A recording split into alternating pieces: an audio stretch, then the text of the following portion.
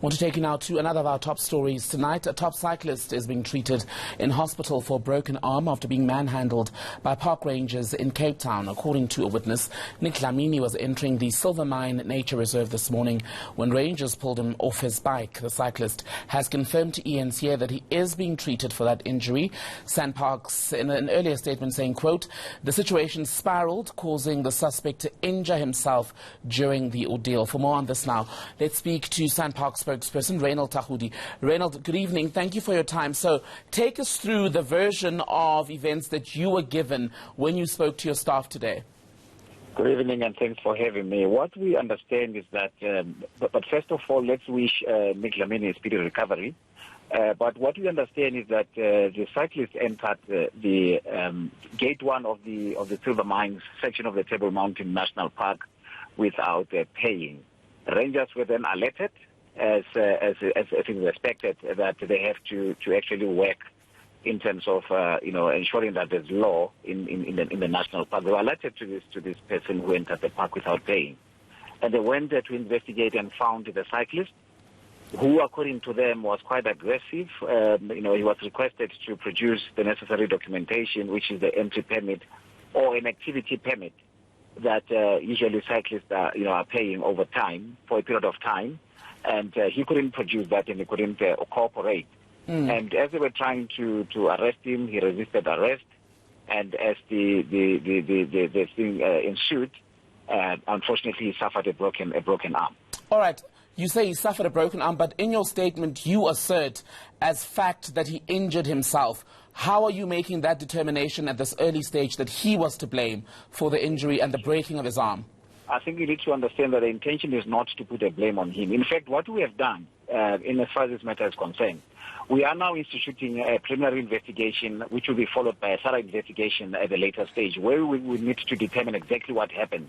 So we are going to be interviewing every single person from the gate, as well as the rangers that were on duty on that particular day.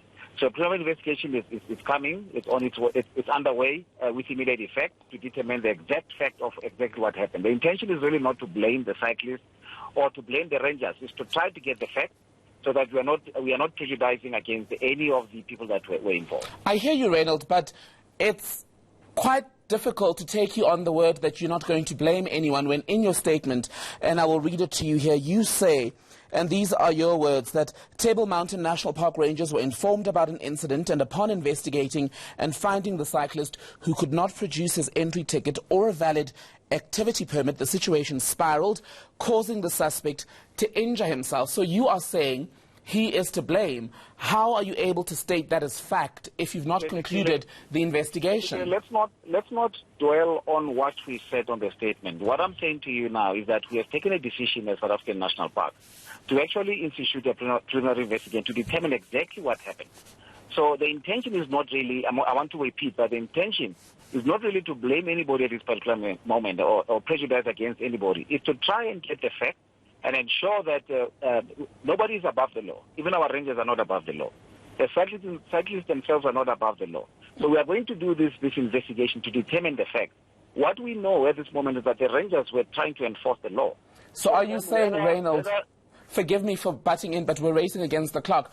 Are you saying then that that line in your statement, that assertion at this point, we should all kick out of the reporting and our understanding of what's happened? That's not what I'm saying. All I'm saying to you is that we are doing a preliminary investigation, and I'm saying to you, please don't dwell on that particular statement. The intention is not really to blame or prejudice against anybody at this particular moment. But why say it then? We are doing an investigation. A thorough investigation will follow after this preliminary one is being instituted. So we are doing everything in our power to ensure that the law takes its course. If our rangers are found to be on the wrong side of the law, obviously the law must take its course. That's what we are saying. And I'm going to move on from this point, Reynold, but I must ask you, why say something if it shouldn't be dwelled on? Chemigil, I want to urge you not to actually dwell on this particular moment. But you said it, Reynold. Please take my explanation as I've indicated to you, that this is what we are going to do.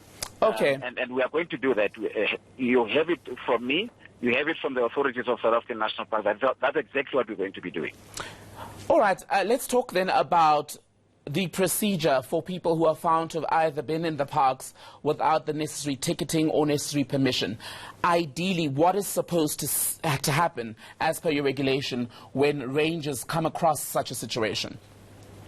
Obviously, they will be approached and requested to produce all the necessary documentation, whether it's a ticket for one-day entry into the park or the activity plan that they buy, and that activity plan, in fact, lasts them for a period of time.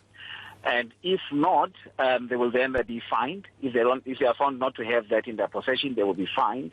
But depending on the situation, if a person becomes aggressive, obviously the rangers will apply what they have been taught to do, and the person will be arrested.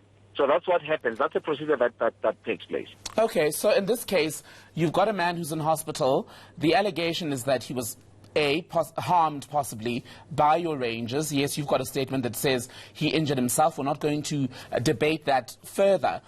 What is going to happen then to the 4 rangers that we see in the video while you do this investigation? Will they remain on duty?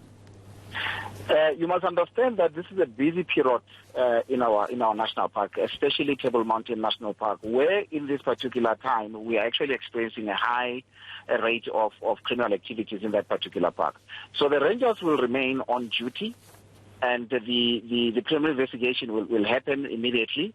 We're not going to be suspending anybody at this particular moment. But if time comes and we have to suspend anybody, we will do that following the report of this preliminary investigation.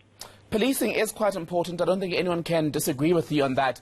What do you say then to South Africans and possibly international tourists who want to visit the various SANParks site but will now have a concern about possibly violent rangers on duty? And I'm not saying that they were. Well, we will not encourage anybody to actually, think of our rangers in that particular way. This is an incident that has happened for the first time, and I'm not sure. What I'm trying to say to you is that I'm not sure if this is one incident that will actually discourage people from coming to the national park. So we are quite concerned about the incident as South African National Parks. As now we are doing a preliminary investigation to determine all the facts.